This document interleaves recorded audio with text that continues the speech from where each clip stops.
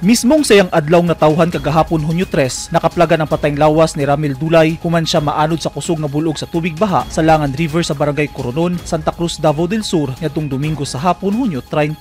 Subay sa report sa PNP Davao del Sur, usa ka mananagat ang nakakita sa patayng lawas sa biktima nga naglutaw sa dagat nga sakop sa Coronon sa Santa Cruz. 2 ka oras sab una nahawas gikan sa dagat ang patayng lawas sa biktima nga naagnas na. Sa record sa PNP Santa Cruz, si Ramil Dulay, 47 anyos, usa ka construction worker nga residente sa Purok Rosas, Barangay Coronon. Sa investigasyon sa PNP, nigawas nga nag-inom si Dulay kauban ng iyang mga katrabaho daplin sa dike una pa nahitabo ang aksidente. Nakakuha ang kapulisan og impormasyon nga nag-away sab ang biktima ug ang iyang asawa niadtong higayuna. Sa nakuha nga video ato sa insidente, makita nga minaog sa dike si Dulay paingon sa nagaguros nga tubig baha. Kay iya diay nasiplatan nga nabanlas sa kusog nga tubig ang iyang mga tinapok nga kahoy nga ginagamit sa konstruksyon. Sukwahay sa unang report nga misalom kini sa baha. Gibadlong pa si Dulay sa mga tawo nga mopalayo sa sapa kay kusog ang baha, pero wala siya naminaw ug nagpatuyang sa iyang pagpaduol sa sapa. Gusto untang kabuto ni Dulay ang naanod nga mga kahoy, pero sa wadamha nahulog siya ug naanod sa kusog nga tubig ug nalumos. Daling nagpahigayon og search and rescue operation ang Barangay Coronon Rescue Team kang Dulay. Apan napakya sila nga maluwas nga buhi ang biktima. Tulo ka adlaw nga missing si Dulay. Ana-ana sa usa ka lokal nga punerarya sa Sitio Patulangon, Barangay Zone 1 sa Santa Cruz, Davao del Sur ang patayng lawas ni Dulay. Giasikaso na sa iyang pamilya ang pagpahilo na kaniya. Nailo ni Dulay ang iyang asawang si Mary ug ang ilang upat ka mga anak.